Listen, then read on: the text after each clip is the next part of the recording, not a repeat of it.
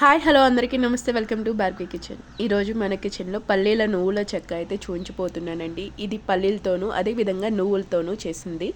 ఇక్కడ స్టవ్ మీద ఒక బాండి పెట్టేసి దానిలోకి 2 కప్పుల దాకా పచ్చి పల్లీలు అయితే తీసేసుకుని చక్కగా మనం మీడియం ఫ్లేమ్లో పెట్టుకుని వేయించుకుంటే చక్కగా వేగుతాయండి.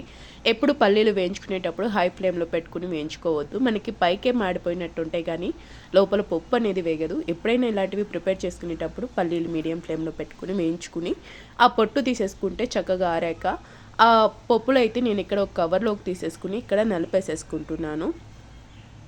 చూసారు కదా, మీరు చపాతీ చేసే కర్రతో నేను ఈ విధంగా పైన రోల్ చేసి పప్పునైతే ఇక్కడ నలిపేసుకున్నానండి. ఇది పల్లీల చెక్క కాబట్టి ఇప్పుడు దాన్ని మనం పక్కన పెట్టేసుకుందాము. అదేవిధంగా స్టవ్ మీద బాండి పెట్టేసేసుకుని 1 కప్పు దాకా నువ్వులు తీసేసుకుంటున్నానండి. ఇక్కడ నువ్వులు మరీ నల్లగా వేగాల్సిన అవసరం లేదు, జస్ట్ కొంచెం లైట్గా 2 మినిట్స్ వేయించుకోవాలండి, సరిపోతుంది. ఇలా వేయించుకుని పక్కన పెట్టుకుని అదే బాండీలో నేను ఇక్కడ 2 కప్పుల దాకా బెల్లం తురుము అనేది తీసేసుకుంటున్నాను.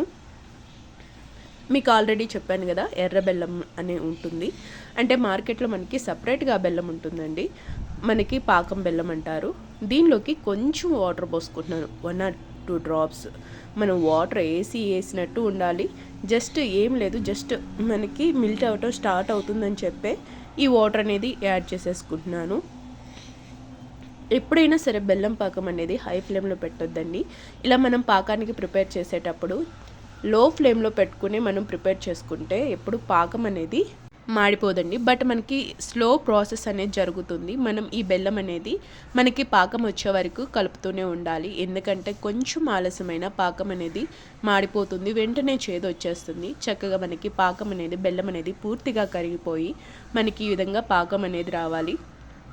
ఇలా పాకం టెస్టింగ్ కోసం నేను కొంచెం వాటర్లో మనం ఈ పాకాన్ని తీసుకుంటే పాకం అనేది గట్టిగానే కాదు, మనం ఇరిస్తే ఇరిగిపోవాలి.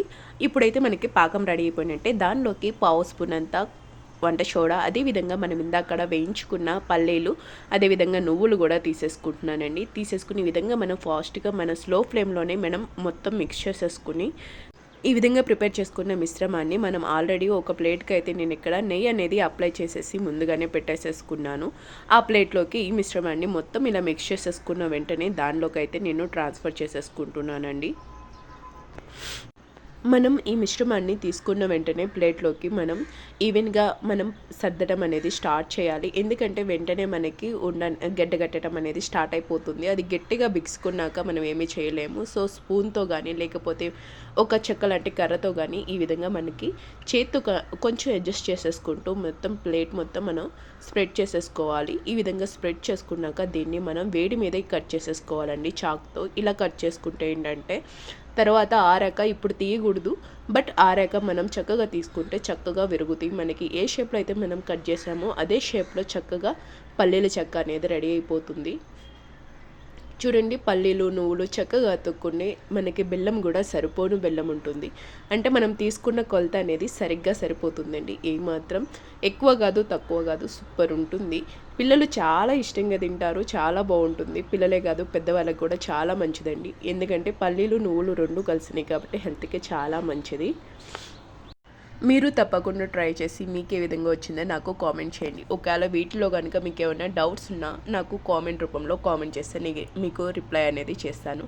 Thanks for watching. Thank you so much. నా వీడియోస్ మీకు నచ్చితే please like, share and subscribe.